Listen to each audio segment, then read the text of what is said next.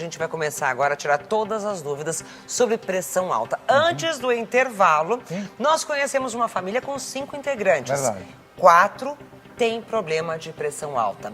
Esse é um mal que afeta 1 em cada 4 adultos aqui no Brasil. É muita gente. Então, se você conhece alguém que tem pressão alta, se você sofre desse mal, preste muita atenção agora nas dicas que o doutor vai passar pra gente de como prevenir, de como tratar e como ter qualidade de vida para quem tem a pressão alta. Perfeito.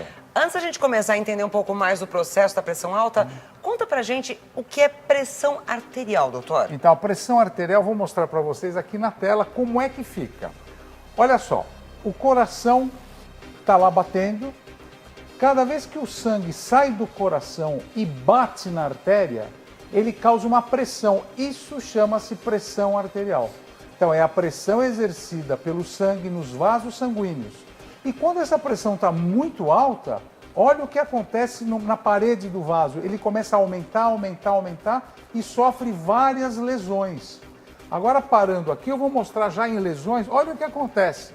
É a mesma coisa que eu pegar um martelo, começar a bater na parede do meu vaso sanguíneo. Isso acontece na realidade. Olha, esse aumento da pressão facilita a deposição de gordura. É o que nós chamamos de doença aterosclerótica ou ateroma. E daqui pode lesionar todos os vasos sanguíneos do nosso corpo. Não é só do coração, é sistêmico. Isso pega em todos os vasos sanguíneos. Agora, doutor, quais são os fatores de risco e o que é que faz aumentar a pressão? Então, olha só. Isso aqui tem na mesa de todo brasileiro e Sal. tem na mesa do mundo inteiro. Sal. Só que o excesso de sal, qual é o excesso? Acima de 5 gramas. Passou de 5 gramas, você começa a reter muita água no corpo. Quanto mais sal, mais água eu tenho no meu corpo. Então, e não é só o sal. Olha as comidas e os alimentos que têm muito sal ou cloreto de sódio, né? Os salgadinhos, embutidos, enlatados, os temperos prontos, alimentos em conserva e os queijos salgados. E você mistura tudo isso numa refeição, né? Esse é o problema. Agora, doutor, então o que você está deixando bem claro aqui, não só para quem tem pressão alta, para quem é hipertenso, quem também não sofre ainda desse mal, precisa evitar este alto consumo de sal. Exato. 5 gramas, a gente pode colocar aqui aquele saquinho que você pega no restaurante, mais ou menos Mais ou aquilo. menos isso daí. Só que isso é o que a gente normalmente usa para uma refeição, no almoço. Você sabe, Aninha, se parar para média... pensar, olha o que Então, está na disposição. Quanto sal a gente consome? A média do brasileiro é acima de 15 gramas de sal por dia. É muita coisa. 3 vezes mais. Então, e tem gente que senta aqui num lugar e come tudo isso daqui. Agora, quais são os fatores que nós podemos modificar para não ter hipertensão? Que fatores que são modificáveis? Primeiro, o sedentarismo. Sai da cama, sai do sofá, vamos correr, vamos fazer atividade física. Obesidade. Quanto mais obeso, mais hipertenso eu sou. Álcool e cigarro. Os dois vícios aumentam muito a pressão arterial e, finalmente, o estresse.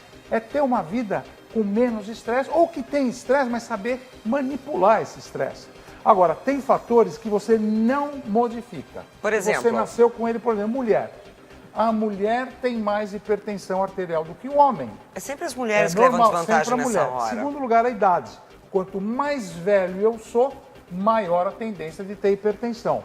Histórico familiar, como essa família do nosso programa mostrou. 5 membros, Genético, 4 hereditário. têm hipertensão. Não tem o que fazer, Está cheio de doutor. atleta que vai no meu consultório magrinho, sequinho, hipertenso. E, finalmente, a etnia. A raça negra tem mais probabilidade de ser hipertenso. Quais são os principais sintomas? Quando é que a gente deve ficar em alerta, doutor? Então, Renatinha, esse é o problema maior e perigo, porque a hipertensão é uma doença silenciosa. Ela não dá sintoma e quando dá, pode ser que seja o último.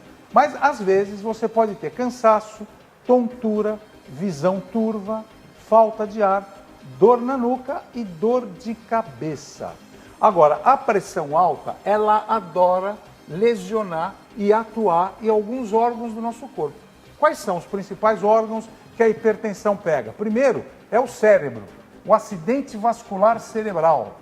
Segundo, são os nossos vasos da retina. Depois são os vasos do nosso coração. O Brasil é o país que mais tem infarto em decorrência da pressão alta. Os nossos rins, por onde passa todo o sangue, existe a insuficiência renal. E, finalmente, os vasos sanguíneos do corpo inteirinho. Então, a pressão alta, ela pega o teu corpo inteiro. Por Ela isso é que você tem muito que tomar agressiva. cuidado. Agora, doutora, eu queria voltar para esse quadro aqui dos sintomas Pois da não. hipertensão. Pois não. Desses sintomas que a gente está mostrando aqui, algum deles é o que aparece com mais frequência? Geralmente, a pessoa vem no consultório com muito dor na nuca. Então, às vezes, tem dor na nuca, dor de cabeça e falta de ar. E uma coisa é muito interessante. A pessoa que tem dor de cabeça ou enxaqueca, ela chega no pronto-socorro, vai tirar a pressão, geralmente está 20 por 10, 18 por 11, mas não é isso, ela não é hipertensa, é a dor de cabeça que causa a pressão alta. Então, eu tirando a dor, a pressão vai para o normal. Curioso? Baixe o Play Plus em playplus.com, na Google Play ou App Store.